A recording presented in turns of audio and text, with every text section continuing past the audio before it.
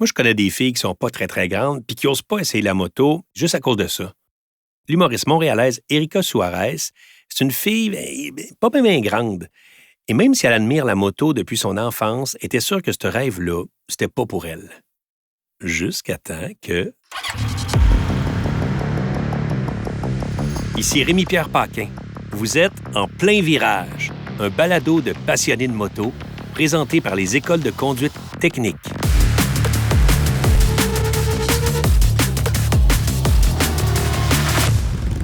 Erika, merci d'être là. Hey, merci de me recevoir. Je suis tellement excitée. Ben oui, mais je savais pas, tu es une passionnée de moto. Passionnée de moto. Ouais. Ah ouais? Passionnée de moto. Ça fait longtemps? Ben, ça fait longtemps que je rêve de faire de la moto, mais dans ma tête, c'était complètement inatteignable. OK. T'sais, moi, j'ai un oncle, je le salue d'ailleurs, il s'appelle Fern. Il fait de la moto depuis que je suis jeune, tu sais. Ah, ben, toi, tu le voyais. Ben oui, là, il arrivait chez nous là, avec sa Ninja, puis je le trouvais donc ben cool. Là, puis c'est comme la personne la plus cool au monde pour moi, mon oncle. Là. Ah ouais, Fern arrivait avec sa Ninja. Ah ouais, puis wow. je le trouve, puis il conduisait des gros trucks, puis tout, puis je le trouvais donc ben cool, mon oncle. Fait que j'ai toujours eu ce comme rêve-là, mais dans ma tête, j'avais pas tu sais, je voyais pas tant de femmes faire de la moto, j'avais pas le profil. Tu sais, quand j'étais petite, j'étais comme, c'est pas vraiment moi qui va faire ça, tu sais. Ouais. Mais puis c'est comme un peu tombé dans le fond de mon cerveau. J'ai comme laissé ça tomber. Puis c'est-tu le fait qu'il y a de plus en plus de femmes en moto qui te donnent un petit coup de pied, je le fais? Ou... Je pense plus que c'est à voir, tu sais, à travers ma vie, j'ai fait beaucoup des emplois où est-ce que c'est majoritairement des hommes. OK. Fait que, tu sais, moi, j'ai travaillé dans la construction.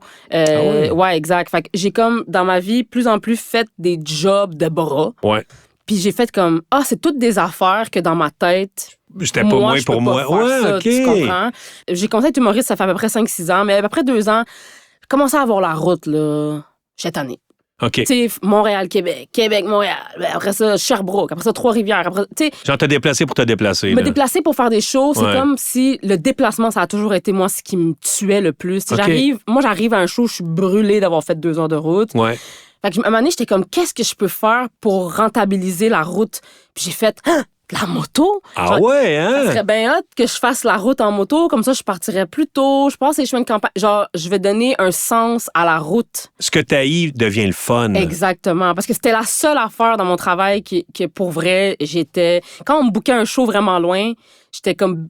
bataille dans ma tête d'être contente d'avoir le booking. Mais de ça faire, me tente pas de temps à cause de la route. La route, oh my God. Fait que là, j'ai pensé à ça. Puis j'ai fait, c'est-tu fou, tu sais, de faire ça? Puis là, mettons, quand tu sais que tu t'en vas jouer à telle place, tu magasines-tu ta route avant? Absolument. Ah ouais? Absolument. Même, il y a des soirées d'humour qui sont vraiment loin de Montréal. Ouais. Qui, des fois, osent pas écrire à des humoristes, mettons, de Montréal ou whatever, parce qu'ils se disent, ils vont-tu vraiment se taper toute cette route-là pour venir faire un 15? Mais là, moi, maintenant, j'écris à ces bouquins-là pour leur dire, hey, pour la route en moto? Jamais... Oui! Wow. Ouais, oui, je leur dis, si jamais, premièrement, moi, ça me donne du booking. Ouais. Ça me donne la route avec un but, tu sais, parce que c'est le fun de rouler pour le fun, mais c'est le fun aussi d'avoir une destination, je trouve. Ouais.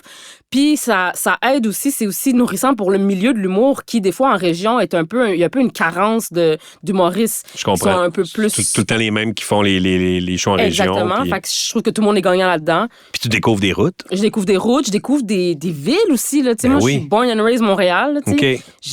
Avant de faire ce métier-là, j'avais jamais été plus loin que genre Saint-Jérôme. Là, fait que là, je découvre des villages, je découvre des gens, je découvre des cultures, je découvre plein d'affaires. Je trouve ça tellement riche comme choix. Je regrette zéro mon choix d'avoir fait ça. Ça t'a-tu pris du temps avant de suivre tes cours? Tu sais, en te disant, oh mon Dieu, c'est intimidant les cours de conduite, ou t'as foncé là-dedans en disant... Hey... Ah non, moi, j'ai foncé là-dedans de tête première. Ah ouais, hein? Ah ouais, hein? Ouais. Je me suis dit, j'ai dit, je veux le faire. J'ai eu l'idée. Je pense qu'un mois après, j'étais inscrite. Puis t'as-tu trouvé ça tough ou... Oui, j'ai trouvé ça vraiment dur. J'ai trouvé ça dur. T'sais, moi, je suis super petite. Là. Je mesure 5 pieds. Oui, c'est ça. Parce qu'une moto, c'est souvent fait pour les gens un petit peu plus grands. Là. Ouais. Ça a-tu été long de trouver sur quel modèle t'étais à l'aise? Ça n'a pas été long. J'ai quand même été chanceuse là-dessus parce que dans les cours de technique, c'est des CBR 500. OK, fait que ça allait. Puis ça allait. J'étais comme sur la pointe des pieds, comme la pointe des pieds. Ouais. Puis j'ai appris comme ça.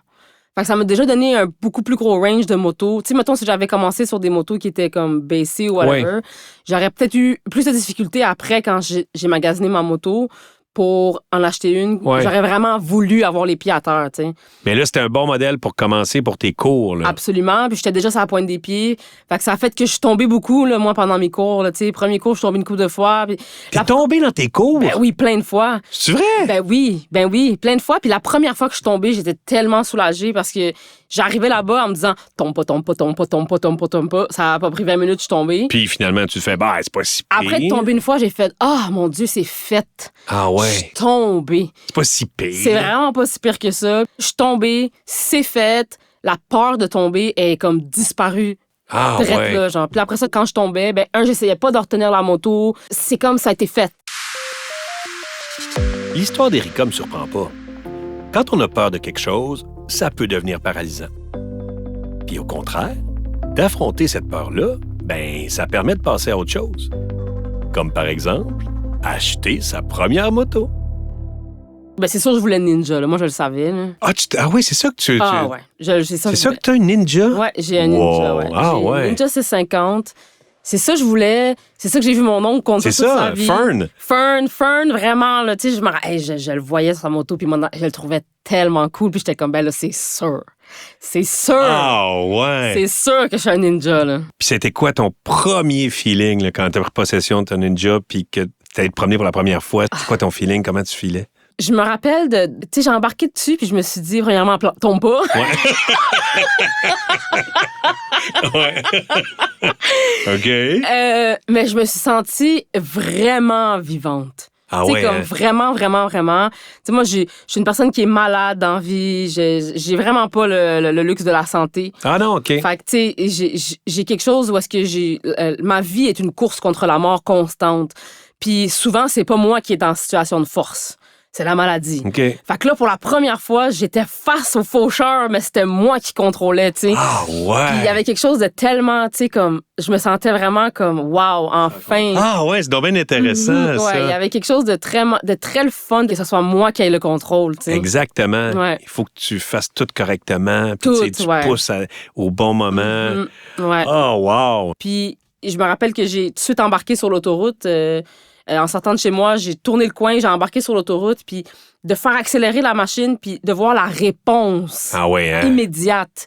Parce que, un peu comme dans tout ce que je fais dans la vie, que ce soit le stand-up ou quoi que ce soit, je fais un art qui demande une réponse immédiate avec le public. Fait que j'ai comme retrouvé quelque chose que je connaissais déjà avec la moto. Fait que ça m'a donné beaucoup de confiance, puis je me suis sentie super libre. C'est vraiment ça le mot. Ah ouais. Ouais. Puis évidemment, j'avais peur parce que c'est quand même quelque chose. C'est la première fois. Puis je sais qu'une petite erreur, ça peut causer des grandes répercussions. Mais je me suis rapidement rendu compte que si je restais tranquille, le fait de rester calme sur une grosse machine comme ça, puis d'essayer de faire un avec la machine, ça m'a vraiment donné un sentiment de pouvoir. Je me sentais forte, je me sentais bien. Puis je me suis rapidement dit, OK, c'est vraiment une série de décisions qui va faire en sorte que l'expérience de faire de la moto, pour moi, va être une belle expérience. Puis, faut pas... J'ai tout de suite eu le feeling, OK, faut pas courir après la vitesse, faut pas courir après ci. J'ai vraiment tout de suite eu envie de contrôler ma moto, puis de savoir ce que je faisais, puis avoir un contrôle vraiment de chaque affaire que je faisais. Puis ça a été dès la première ride. Puis ma première ride a été vraiment longue. Ah oui, hein? Ouais. Je suis partie avec l'intention de juste faire un petit tour. T'es parti combien de temps? Je suis peut-être partie comme un bon 3-4 heures. Là. Ah oui, OK. Ouais. Parce que on dirait qu'à chaque affaire que je faisais, c'était nouveau. Je m'arrêtais à une lumière, puis là, de partir sans caler, c'était nouveau. OK. Tu voulais maîtriser chaque affaire. Je voulais maîtriser chaque affaire. Ah ouais. Parce que je me suis rapidement rendu compte que le plus confortable je vais être sur ma moto, le plus de fun que tu vas avoir. Le plus de fun que je vais avoir. C'est sûr. Puis j'étais comme, c'est moi, Fern! Mais oui! Comme... Est-ce que Fern est encore vivant quand t'as acheté? Oui, puis j'y avais pas dit quel bike j'avais acheté. Là, quand j'étais arrivée chez eux avec mon Ninja, il était comme... Genre, tu sais, parce que même lui, des fois, il est comme...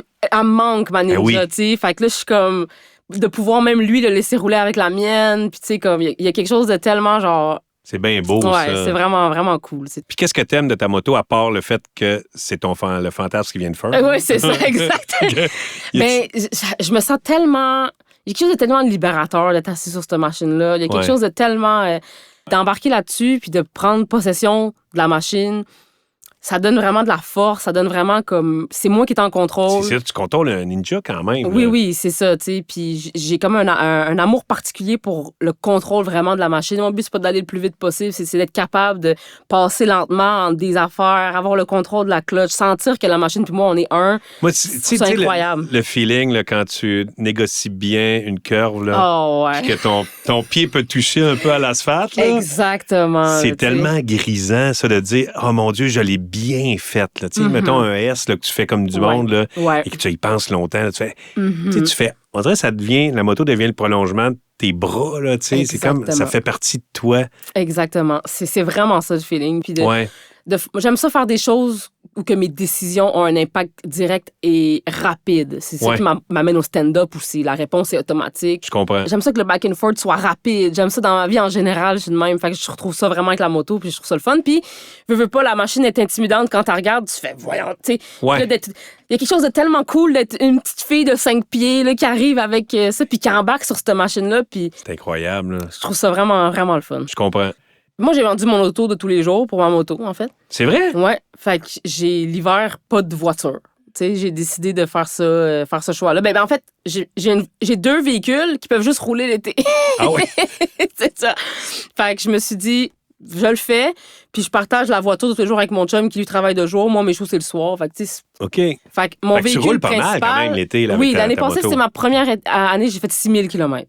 Quand même? Oui, c'est ça, sur ma T'as première roulé 6000 km en premier été. Premier été, oui. Puis c'est ça, moi, j'utilise ma Ninja pour aller au bordel, pour aller au terminal. Là, le bordel, tu parles bien sûr du Comedy Club. Oui, je parle... C'est exactement ça. Okay. Oui, le bordel, le Comedy Club où je me présente en spectacle assez souvent. Voilà. Si mon oncle Fern a marqué Erika quand elle était jeune, c'est qu'à cet âge-là, on se nourrit d'histoires de super-héros. Et aujourd'hui, Erika ne gêne pas pour semer à son tour des petites graines d'admiration dans la tête des jeunes filles qui croisent sa route, pour leur montrer qu'elles aussi, elles sont capables. Voir la réaction des enfants, là, moi, ça me fait triper. Là, je suis sur l'autoroute, puis là, je passe à côté d'un auto, puis il y a un enfant, puis qui est comme... Parce que tu sais que ça peut marquer, là. Mais tu peux être le Fern de quelqu'un. Absolument. Puis moi, je fais exprès. C'est vraiment... Moi, je fais exprès quand je roule. Je veux que tu le vois que je suis une fille. Ouais. Puis je suis tout le temps full gear. Tout le temps. Mais je suis full gear. Puis qu'est-ce que tu veux dire, full gear? Genre, je suis soit dans mon cuir, ou je suis comme...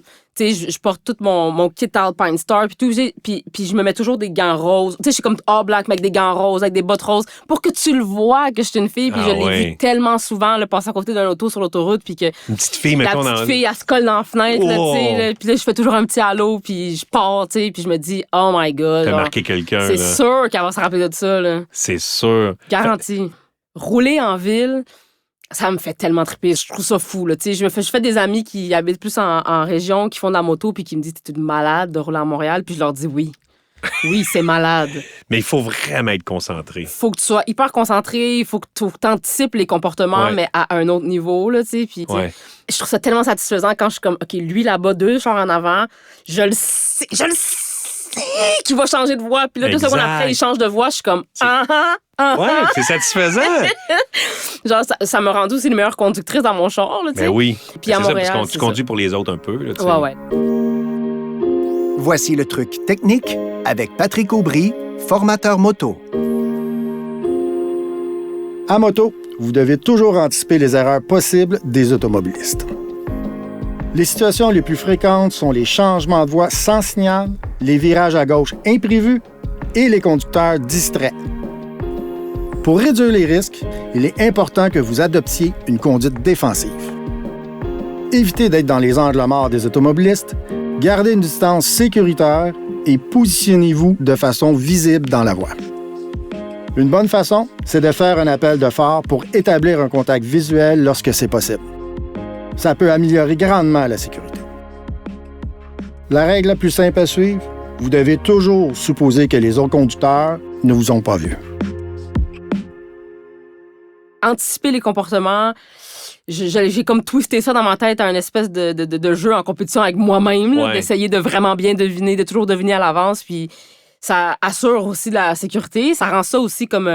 j'y pense plus, là, c'est devenu un réflexe d'anticiper les comportements, puis c'est là que tu veux te rendre. Là. Puis j'imagine, je sais pas, là, regarde juste ça de même, mais tu sais, mettons, tu t'en vas faire un show d'humour, on dirait que ça l'aiguise les sens. Fait que, tu sais, quand t'arrives après un show, t'es déjà réchauffé, en fait. La moto te mène dans une espèce de zone hyper consciente qui est utile en humour, j'imagine. Là. Absolument, absolument. Ça aide vraiment parce que quand tu montes sur scène, tu sais, je pense que le pic d'adrénaline de faire de l'humour, il embarque quand l'animateur dit ton nom.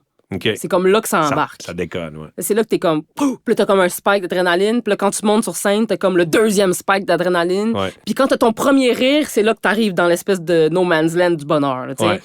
Mais là, quand j'arrive en moto, je suis comme déjà sur l'adrénaline. Ah ouais. Fait que quand j'arrive sur scène, moi, déjà qui a un humour très physique puis qui est très flamboyante sur scène, j'ai pas besoin de l'espèce de minute et demie pour avoir mon premier rire, pour déjà arriver sur l'espèce de... Wow! Que j'ai sur scène, tu sais. Ouais. Fait que j'adore ça, arriver, puis je suis déjà prêt à aimer, là, tu sais. Ouais. Ça arrive là.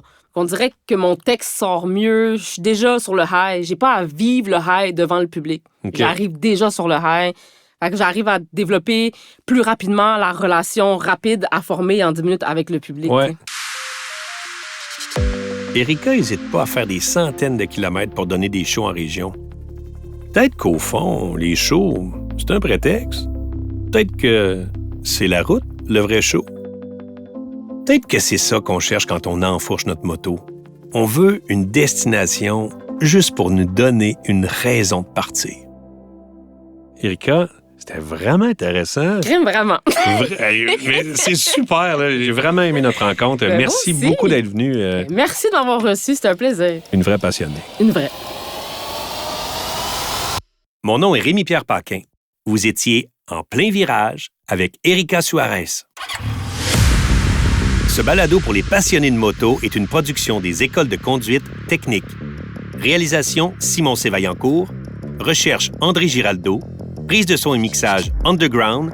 Création Coyote Audio. Une présentation des écoles de conduite technique à écouter sur technique.ca/balado ou votre plateforme balado préférée.